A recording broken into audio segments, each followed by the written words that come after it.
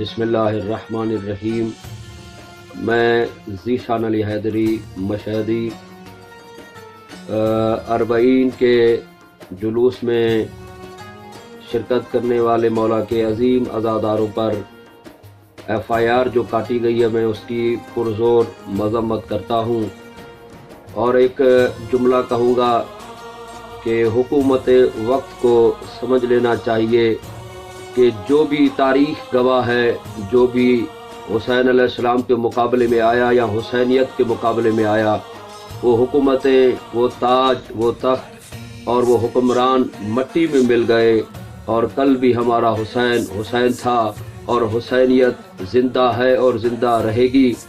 ہر حسینی کو، ہر عزادار کو، ہر غیرت مند کو میں یہی کہوں گا کہ 14 فروری تحفظ ازاں لانگ مارچ میں شامل ہو کر زمانے والوں کو، بلکہ پوری دنیا میں عیاں یہ کرنا ہے کہ ہم آل محمد کے دروازے پر بیٹھے ہوئے ہیں، ہمیں کوئی جھکا نہیں سکتا، ہمیں کوئی مٹا نہیں سکتا، کیونکہ ہمارے اتحاد کا نقطہ حسین ہے اور حسینیت کسی بھی زمانے میں نہیں ڈری۔ اسی لیے تمام عزادار، مولا کے محب، مولا کے عزادار